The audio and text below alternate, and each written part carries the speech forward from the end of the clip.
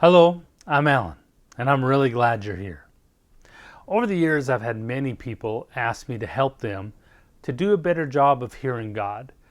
It's really one of the most important things I think we can learn to do because our life is full of following God. If we're a good Christian, we want to hear God's voice and obey it. And my answer always starts with pray in tongues, of course, but after that, it always starts with be obedient in the little things. When you think God's telling you to do something, do it. And if you miss it, then that's okay. You know, life's full of many decisions. Some of them are large: who we marry, where we work, what career we take, where we live, how we give to God. And we want God's involvement with all of those decisions, the big ones and the little ones. But if we don't learn to listen to the little things, we might make some big mistakes in the big things. If I'm going to make a mistake, I want it to be in something little that I can learn from.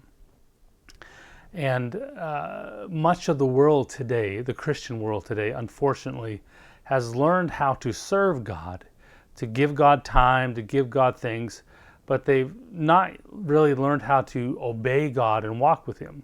See, God wants to be involved with your life. He wants to be embedded in your life. He wants to be involved with all kinds of decisions, with the little things and the big things, not just the how much you give in church, but what you do with your day, what you do with your time. He wants to begin to direct you, and really it's a partnership. It's like a dance where He wants to walk with you and have you follow Him and let Him lead your steps.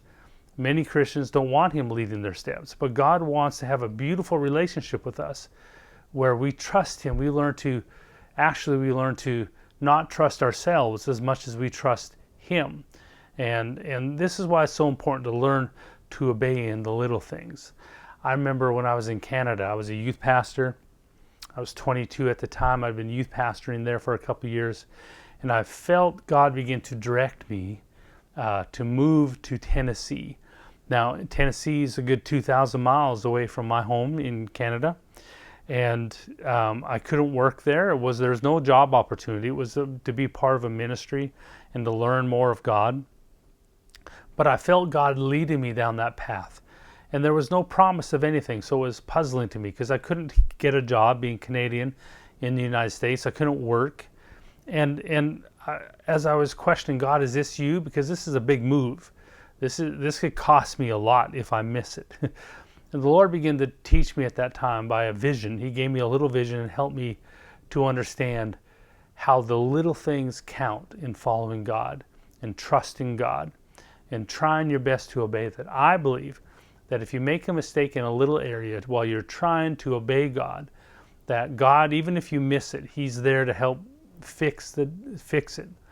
In the big things we make, you know, who we marry and those type of things, what career we take, we want to be able to know and have confidence.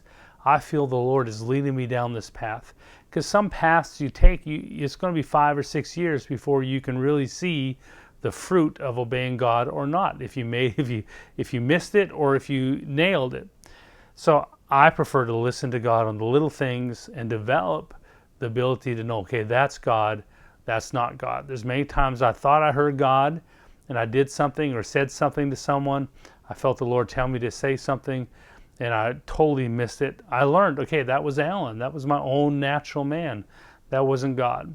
And then there's times where I found out it was God, and that helped me to gain confidence to know this is the path that I have. So much that we learn to trust more in hearing God's voice, more in His wisdom. Because sometimes in obedience, it doesn't include the why. I want you to do this. Why? And He doesn't answer. God, I want you to do this. Or God says, I want you to do this. Why, God? Tell me why, and then I'll do it. And he might say, like a good parent, because I told you so. So many times there's not a download of the reasoning of why God's asking you to do something as much as trust me, obey me, and follow me. Do the things that I tell you to do. It's a beautiful thing to have confidence in knowing God's voice. And there's times where you feel the wisdom of the world or natural wisdom to do something, and you feel the hesitation on the inside. And you begin to trust that direction more than all the wisdom that people have, all the advice that people have, even your own self desires. You begin to feel safer in the will of God than you do in any other place. Because truthfully, there's no safer place to be in except the will of God. So in this vision I had, I was 22, and I saw a little boy. This is back in Jesus' day. It was obvious there was a sea, by the sea, and the boy lived in a home, and he went to his father and said, I really am wanting, I didn't see what it was, but it was a toy, maybe a toy ship or something, carved with wood. And the dad said, well, that's pretty expensive, son, in the vision. And the boy said, I know. And the dad said, you know, you're at the age where you should be able to earn enough money to buy your own stuff. So the dad went to the uncle and got the boy a job on the side. And the boy worked, I think, for about 2 weeks, hard to earn enough money to purchase this toy that he wanted. And this is back in Jesus' day. So now, in the vision, he worked hard with his uncle for a couple of weeks, made enough money, and the uncle gave him a coin and said, here, take this coin, go buy your gift. And the boy went running along the seashore, and you can tell he was fighting something. He was on the way to the market to buy the toy that he wanted, the gift that he wanted, and was as he was running, you could tell he was arguing with himself. And I recognize it because that's many times my problem, where I feel God tell me to do something, and then I begin to argue. I begin to negotiate. And I remember one time I was in the church service, and the preacher was preaching. He wasn't preaching about money or donations or anything, but I felt the Lord tell me, I want you to take your ring off your finger. I wasn't married at the time, so I had a ring that was my high school ring. It was gold. It was from my high school, and it was connecting me to my the school that I went to, my graduation from high school. I was very proud of it. I had a rugby on there, and because I played rugby, and it was stamped, and it had my birthstone in it. And I remember the Lord was nudging me during the service. I want you to give that ring. I don't know why he was nudging me. It didn't make sense. I don't know if, maybe he can melt it down and get some money for it, but not a whole lot, because it was already stamped with my stuff. And so I refused to obey. I didn't obey. I said, no, I'm not going to do it. And the reasonings, I don't know all the reasonings, except God saw it important that I give that ring to that man. There could be a million reasons. And so I argued, and all night after the service, the Lord just kept bothering me. And the preacher wasn't even, I wouldn't say a great preacher. But I went back the next night because I knew I missed it. I knew I missed obeying God. I missed my chance to obey God. So I went back the next night to sit through the service and took my ring off and put it in the offering. And that was it. There was a reason for it. But I had to learn how to hear God in the little things. Because in life I made bigger decisions. And thank God that in the bigger decisions I've been able to hear God and be led by God. But you don't wait until the big decision. You develop it in the little decisions, the little things every day, trying your best to hear God. Maybe you're driving down the road and you feel, go this way. That's an extra 2 minutes. But if you feel it might be God, go that way. It's not going to hurt you to find that and to figure that out. The little things are important to develop hearing God in them, so that when big decisions come, you won't miss it. I always tell young ladies when they're dating a guy and he's horrible at the little things. He's never on time. He doesn't open the car door for her. He's not thoughtful in the little things. But yet once a month he'll bring flowers or do something extravagant and trying to win her heart. And he tried to describe to them, listen, you'll find the heart of the man in the little things, not in the great big things. It's easy to do one great big thing once a month, but to do the little things that matter, the little steps in a relationship. That's where you really find the character of a boy. Well, that's much like with you and me and with God. He wants us to be faithful in the little things. There's a verse that says that in Luke 16. Let me go there real quick. In Luke 16, it says that it's the little things. Verse 10. For he who is faithful in what is least is faithful also in much.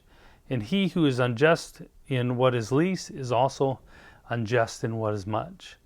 So God wants us to be faithful in the little things so he can trust us with bigger things and more things. And like any relationship, if a girl's picking a guy because he does great, huge things and fancy things, but doesn't do the little things every day, if he's not faithful in the little things, he won't be faithful in the big things. You can fake the big things, but the little things are important, that you learn to listen and obey. And that's the relationship that God's asking of us. Not just to go to church and serve God and be faithful in our giving and faithful in our serving, but to actually spend time with him, to get to know him, to learn to yield, lean, and trust on his voice and his direction, to begin to learn what is God and what isn't God. And mistakes are okay. Don't feel bad about making mistakes as long as you don't hurt people.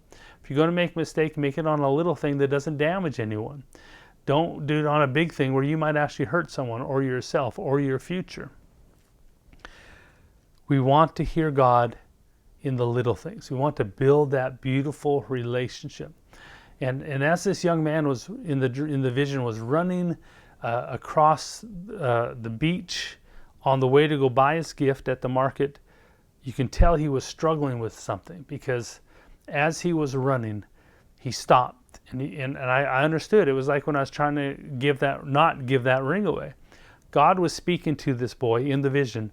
I want you to take that coin that your uncle gave you, and I want you to throw it into the sea and into the water. And he looked at the coin and didn't make sense to him. Why would God ask me to throw my coin in the water? What good is that? Why would he have me do that? It's much like why would I give my ring away to someone who's not from even that country that I went to high school in? What would he want with that ring? What could he do with it? It wasn't about him. It was about me. And so the boy struggled. He looked at the coin and he said no, and he started to run again down the beach, getting more excited about something he was going to buy. And then he stopped again. And I think he did it probably 3 times. He ran and stopped, and much time, like with me, if I spend too much time negotiating with God, I'll eventually talk myself out of obeying what he's telling me to do. And on the 3rd time, this boy stopped, and he looked at the coin. And before he could overthink it, he took the coin and he brought his arm back and he threw it into the water there. And you watched the coin skip 1, 2, 3, 4, and then plunk into the water it went. And he did not have a coin. Now the very thing he worked for to get, he didn't have. The coin was gone, but inside he felt that great satisfaction of hearing God's voice, that peace that comes. I'll tell you, there's times where I've missed it, where God's told me to do something little and I disobeyed because I thought it was insignificant or I didn't like it. It was out of my way to do something small, but after I felt bad after, not bad like horrible, but I felt like I missed it, and I don't want to miss it. I don't ever want to miss it with God. But to not miss it with God, we have to be willing to obey and listen. And otherwise we will miss it. And those times when I feel so peaceful and warm and connected to him, because I obeyed in little things. There's many times when God tells me to do something, the only reason I do it is because I don't want to feel bad or out of sorts. I want to feel good and connected to him. Sometimes it's just for that I obey God in the little things. Because the little things usually cost you, but you don't see the fruit of it for a while.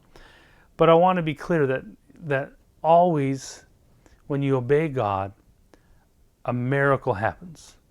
Always.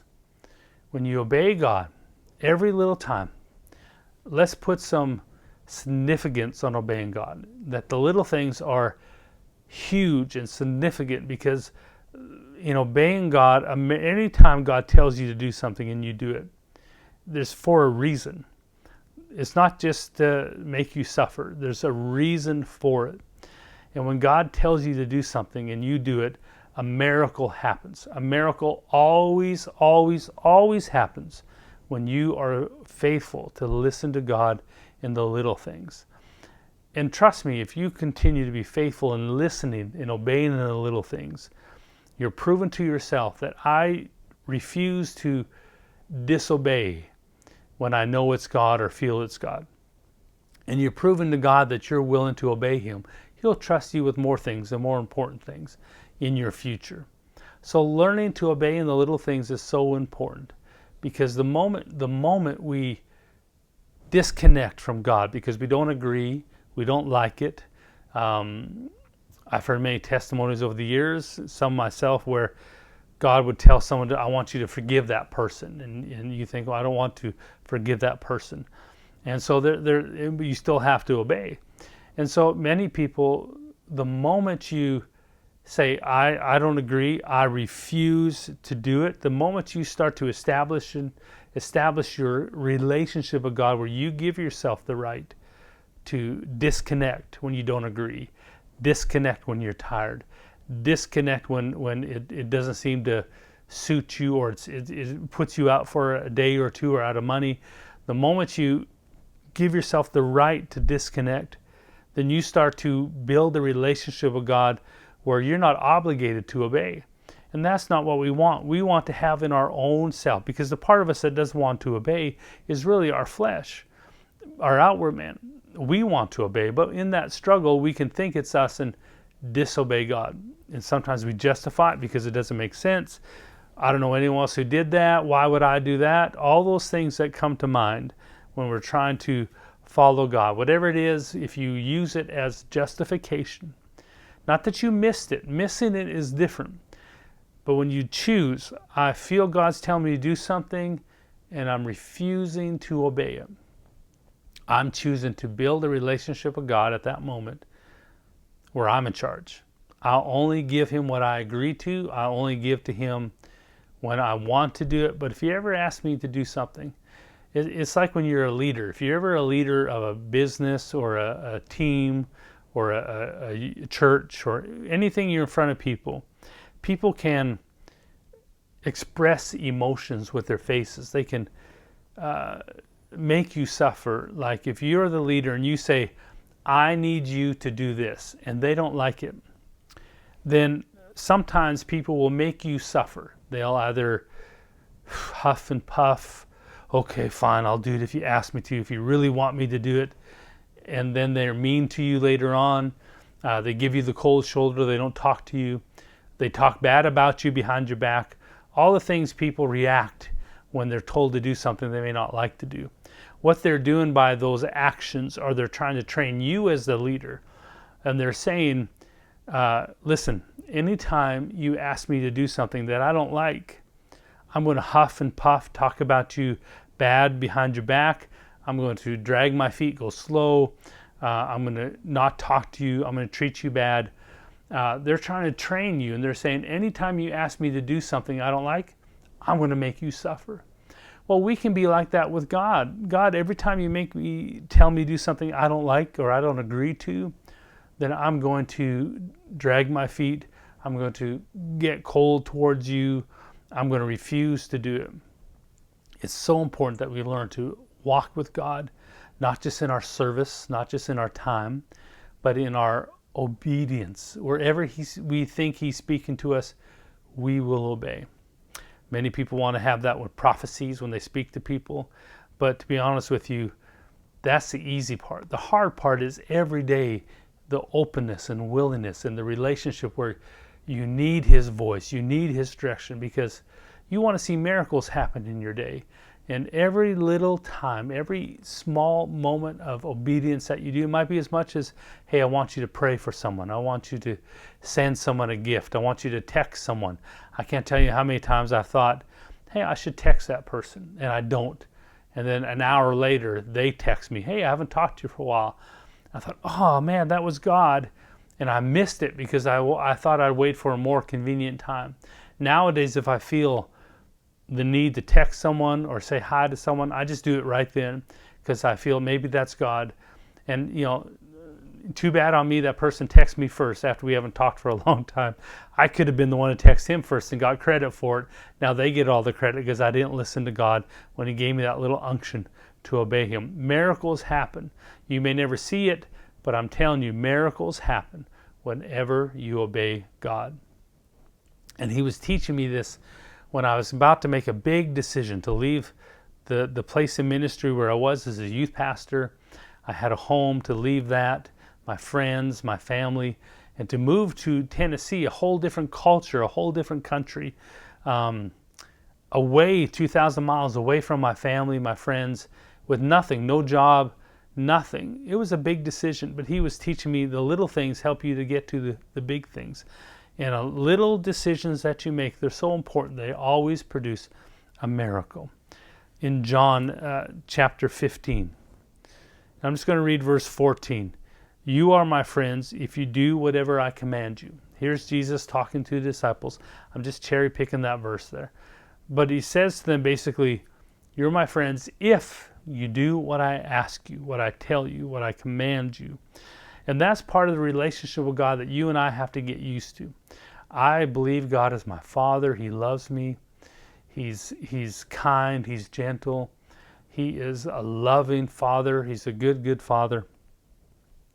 And I love the song that says, I am a friend of God. And many of us sung that, I am a friend of God. It's a beautiful song.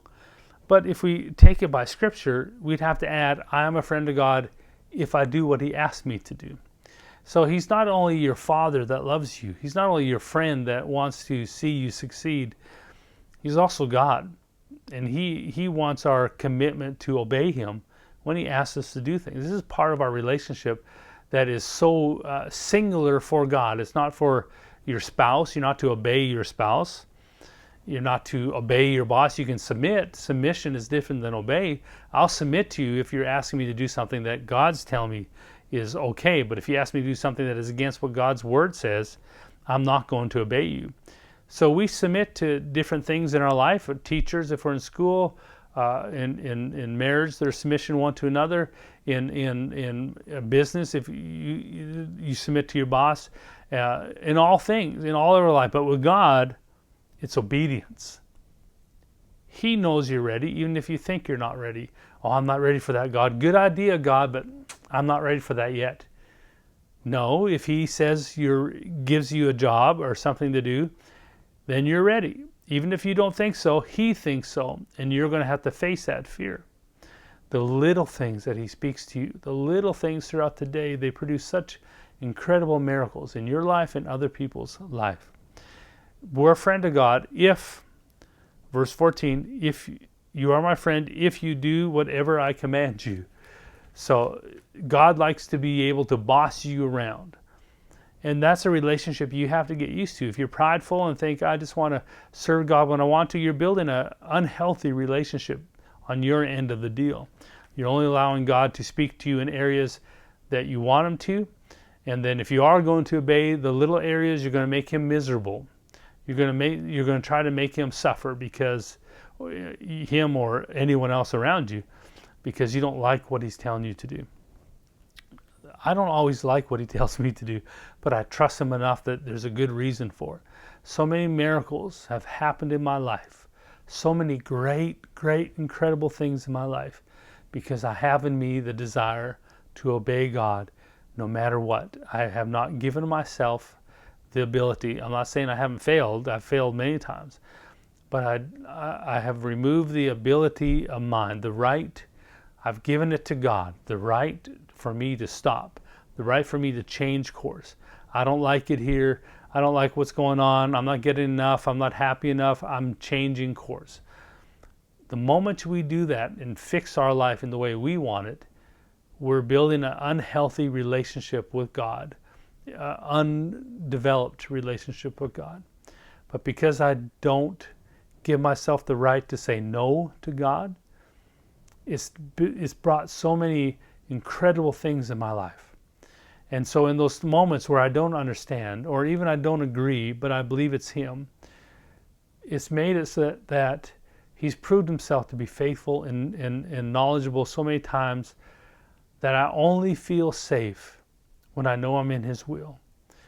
Nothing can be offered to me, I believe at this moment, that will take me out of His will, because that's the only place I feel safe. Anything outside of that, I feel awkward, I feel unsafe, unbalanced.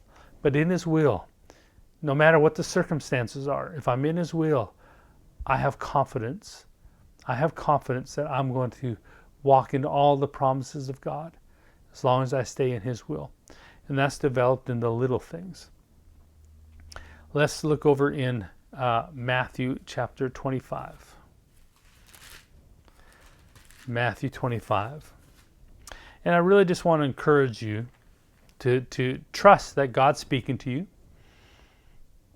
to trust that He's talking. Some people say, God's never speaking to me. I say, yeah, no, He talks a lot. He's always talking. You just don't hear Him. But you will if you don't quit. Keep praying in the Holy Ghost. Keep pressing in. Keep worshiping. Keep spending time with Him. And then when you feel something, even if it's something silly, if you feel something that may seem insignificant, if you feel something, try it. Test it. I've had times where I felt God tell me, I want you to say this to this person. So I would go say it to them, and I missed it. I mean, something specific. You know, I was trying to hear God so bad, too bad, but it was more for ministry purposes. And I said, I feel God telling me that your dad died. And they look at me and go, no, my dad's right over there. It's like, oh, I missed it. So you apologize, and I've learned how to, okay, that's not God. Even though it felt right, it felt good, but at least I tried. Again, we don't want to try when we hurt people. We want to try when in the little things we want to learn to listen.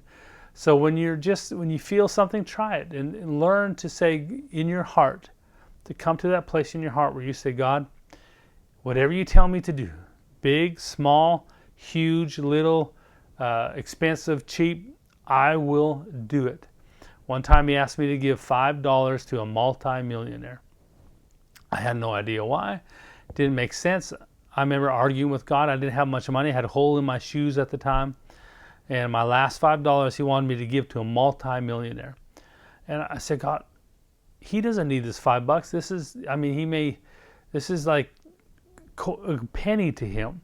Why would I give my last $5 to this multimillionaire? He didn't tell me why. He just kept bothering me until I did it. I finally did it. And maybe he's saying, God, I just wish someone would quit asking me for money and give me money. Maybe he said, God, if it's really you to make this decision, someone will give me $5 today. Who knows why? God knows why. It might have been just for me. But I will tell you this, that after I obeyed, I felt that peace of obedience, and I was thankful. That was him telling me, you did good, son. Good job. That's the place where you want to live, where you feel that every day. Even when circumstances are telling you differently, when the world's telling you differently, you have that peace of God in you that says, well done, son, daughter. Good job. You obeyed. That's the peace that we want to live in, and that's in the little things. And a miracle always happens. Here's a story. I'm going to just skim through it for time's sake. And you've heard this before. It's the parable of the talents in Matthew chapter 25. And we're going to see something about obedience here. And I'll read through it quickly, but please stay with me and follow through, because it's important that we understand that if we're faithful in the little, he'll trust us with more. But if we're not faithful in the little things, how can he trust us with more? Don't be that Christian who forces God to come to you on your terms.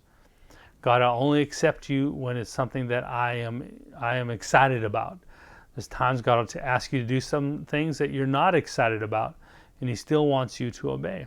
So Matthew 25, verse 14. For the kingdom of heaven is like a man traveling to a far country, who called his own servants and delivered his goods to them.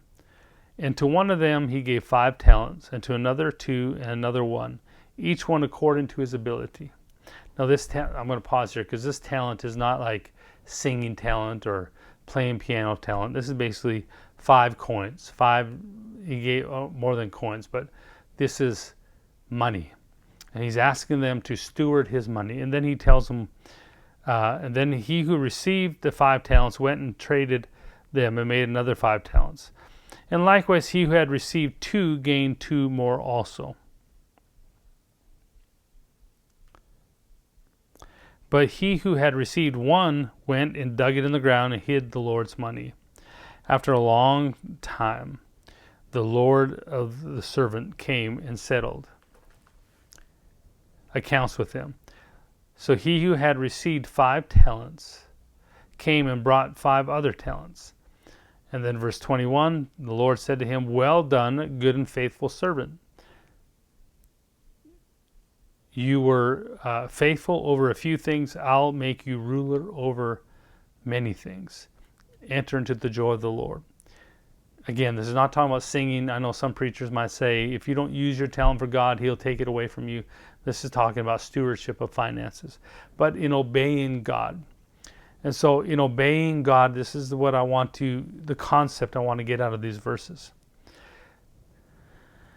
He also had received 2 talents, came and said, "Lord, you delivered to me 2 talents. Look, I have gained 2 more talents besides them." And the Lord said, "Well done, good and faithful servant. You've been faithful over a few things. I'll make you ruler over many things. Enter into the joy of your Lord." Then he who received the 1 talent came and said, "Lord, I know you were a hard man, reaping where you have not sown, and gathering where you've not scattered seed. And I was afraid." And see, this is me when I'm having a hard time obeying God. This is my thinking. I don't like it. I'm afraid. And then I begin to come up with my outward man begins to come up with a justification of why I'm missing it, why it's not God, how could it be God, why take the time? It's silly, doesn't make sense. And this was this man's mindset. He had the ability not to obey his master. And so he came up with his excuses of why he wasn't obeying him. "I was afraid. You're a hard man." A hard man meaning if I lost it because I tried to listen to you, then you would be hard on me.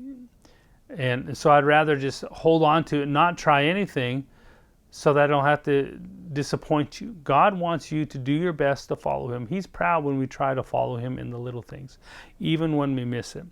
"I was afraid and went and hid your talent in the ground. Look, there you have what is yours. I give it back to you. And I was okay with not obeying you as long as you weren't mad at me." But the Lord answered and said to him, "You wicked and lazy servant, you knew that I reap where I do not sow and gather where I do not scatter seed. So you ought to have deposited my money in the bankers, and at least I would have got some interest." So it's not healthy for us to build a relationship with God where we don't make ourselves obey God when he speaks to us. It's not a good thing. I had one time I was leading at the Bible college in Tennessee, and there was a student. He was a insecure guy, very, very large. He had a weight problem, like a very massive weight problem. And I remember he was a good guy. He's passed away since then, but it's been a friend for many, many years.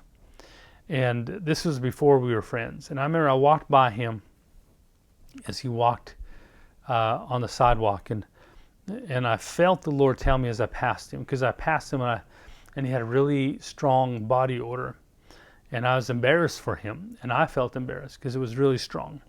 And just a young guy. I mean, most young guys that age have body odor anyway. And so at that age, when they're 18, 19, you kind of have to, as a pastor, you got to teach them how to make their bed and clean the room and that kind of thing. They want to be preachers and men of God and women of God to change the world, but first they got to learn how to make their bed and clean the room and do their laundry and shower. Well, unlike many other young men, this one I noticed he had body odor at the time, and I felt for him as I got to my car, was ready to drive home, and before I put it into gear, I felt the Lord tell me, I want you to go, and I want you to go talk to that young man, and see if you can help him with his body odor, and I thought, God, that's embarrassing. I don't want to do that. That's embarrassing for him. He's just a young guy. I mean, you want me to talk to all the young guys? There's 20 of them right here that smell. Smells like a gym locker because they don't know yet how to clean themselves right. They're young, they're dumb men, and not all, but enough of them. And I remember arguing with God. I don't like that. I don't agree. That's not God. That's got to be me.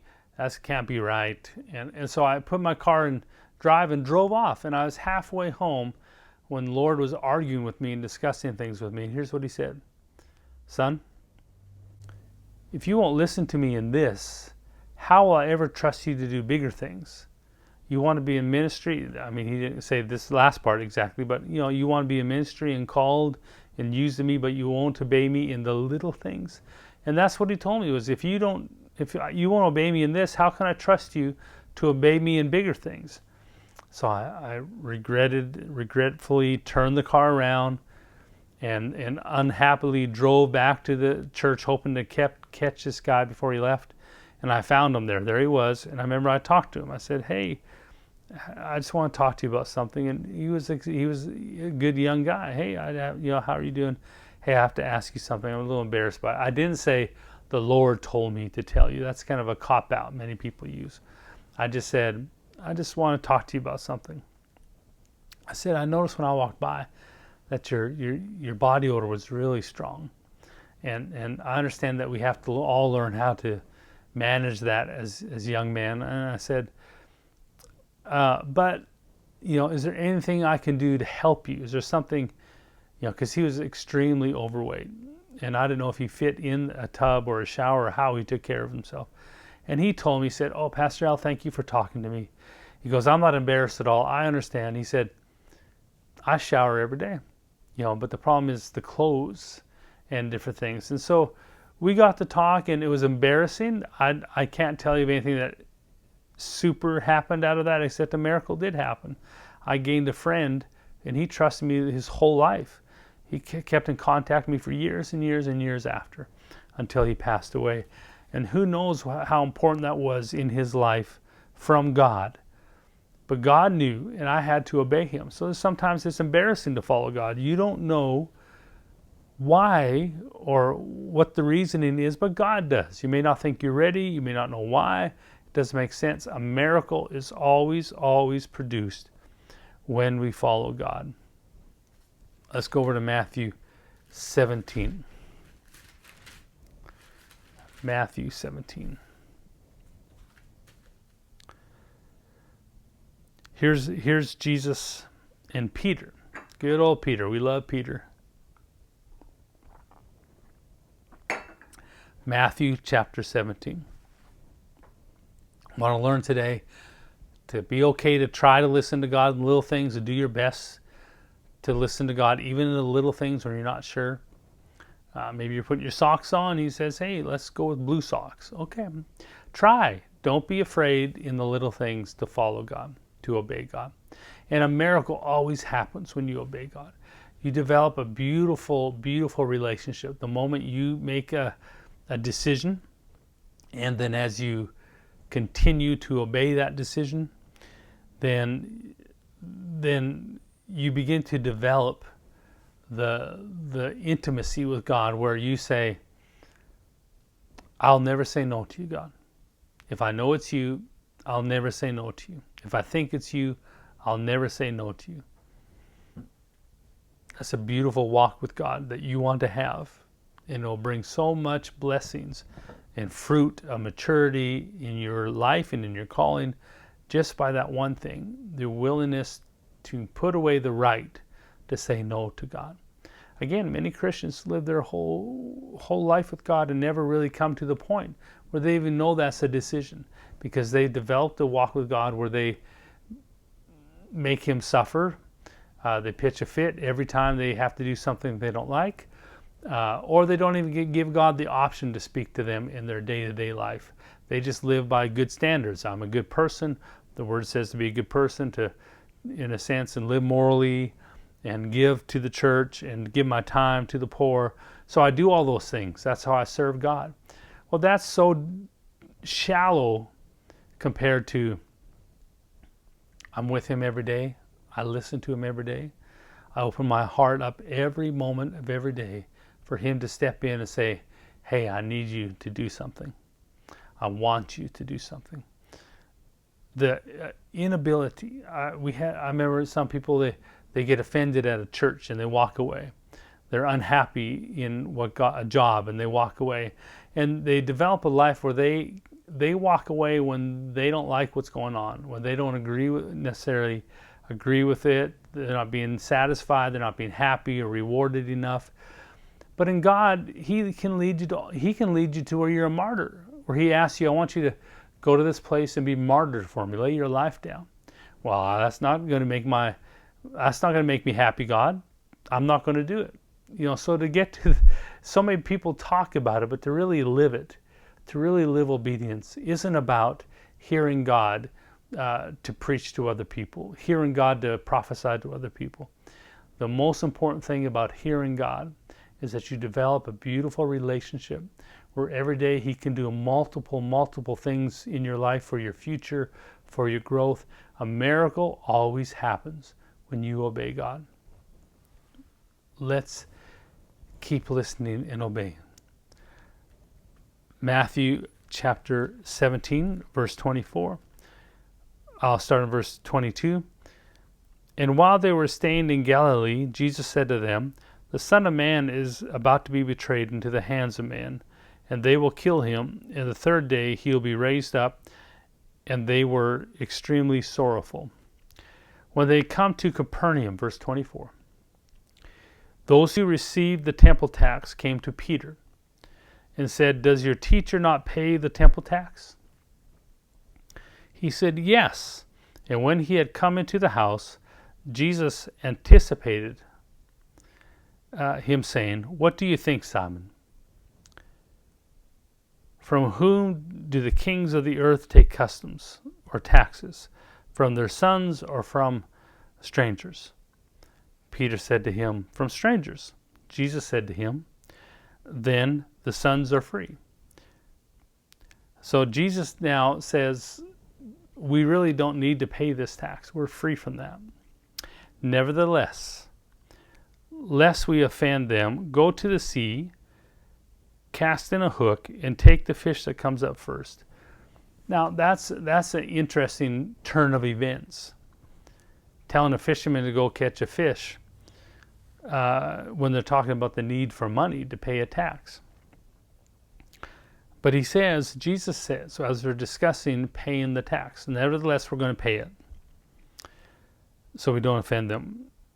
Go to the sea, cast in a hook, and take the fish that comes up first. And when you have opened its mouth, you will find a piece of money. Take that and give it to them for me and for you.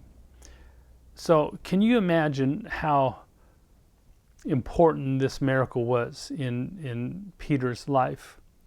There's so much into this one story, that the fisherman is to go catch the fish, but not to eat it, not to sell it, but to find the money in its mouth. A miracle, a sign and a wonder that Peter needed to see.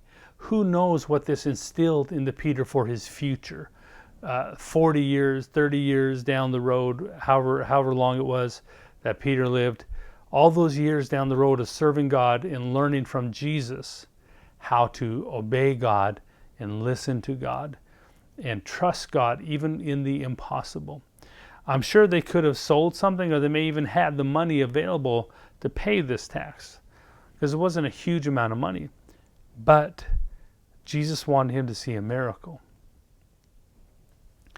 The little things always produce a miracle. Peter did it, and I'm sure it did something incredible in his heart to see this happen. And the question then comes is, where did that coin come from, that money? Did an angel make it just out of the blue? Here it is. It's possible. God can make money. He's never dropped money from heaven out of right into my hand.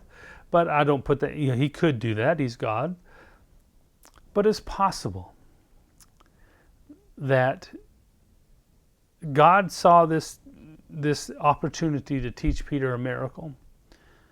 And so he asked the little boy with his only coin that he had earned to stop by the sea and to take it and skip it into the ocean and let it go. And that little coin that he threw into the sea produced an incredible miracle for the man of God who was going to touch the world. We don't know the reasons why God tells us to do the little things, but it's those little things that produce the biggest miracles. It's those little things that help you to hear God. It's those little things that build that intimate relationship with God so that so many decisions that we make, we know when we're safe because we feel His presence. We know when we're out of His will. We know when we're wandering away, and it brings a beautiful trust in Him. The little boy, is it possible? I'm preaching, this is from a vision I had, so I'm not preaching this as gospel, but it's possible that a little boy, even God gave him the desire to walk through that to get a toy. He earned it. He took the coin out of obedience and finally skipped it into the water so the fish can capture it and Peter can catch the fish. If he did that, maybe the little boy was given a bigger gift. Maybe he's given a whole fishing fleet when he was older. I don't know. But a miracle always happens when we obey God. I want to encourage you today. You are not insignificant to God. Your calling is not tiny. God is in love with you as much as anyone else. He's pleased with you and proud of you as much as anyone else. Your calling is as important to Him as anyone else's. He wants to walk with us, talk with us, fellowship with us every day. Don't make it a religious thing where I give God this much time and then that's it. I put my time in God. I hope you're happy. Let yourself develop that beautiful walk where you walk with Him every day, and there'll be multiple times in the day where you don't even know you're hearing God. You don't even know it's following God. There's been countless miracles in my life where I didn't even know I was following God. I was just following that peace inside of me. When we're hungry for food and I want go to a certain restaurant, and then we happen across someone who needed us at that moment, how did I end up there? God, I didn't hear God say, go to this restaurant, but I was following that peace inside without knowing it. Many times, when you drive, the road you take, your timing of many things, calling someone to say hi, so many things in your life every day produce miracle after miracle after miracle that are changing your life and other people's life. Let's be faithful in the little things. Let's obey in the little things. And if you make a mistake, learn from it. Ask forgiveness and learn from it. At least you're trying to obey God and acknowledge, okay, that wasn't God. I thought to go to this restaurant because I felt God was telling me, choose that restaurant for lunch today. And I went there and it was closed. No, that couldn't be God because it was closed. He knew it was closed. Okay, so you missed it. You were trying. It's okay, but you're building that beautiful trust with God. It's a beautiful, peaceful trust that when you come to big decisions with shiny lights and opportunities, but you feel that if you step into it, it's taking you away from that peace, well, that's powerful. That protects you from making mistakes. Learning to listen in the little and obey in the little, it's a beautiful thing to follow God, to hear God. It's a miracle. It's a miracle. Every time you obey, a miracle is happening in your life and others' lives. God bless you. Let's continue to change the world and believe that God loves us. Amen.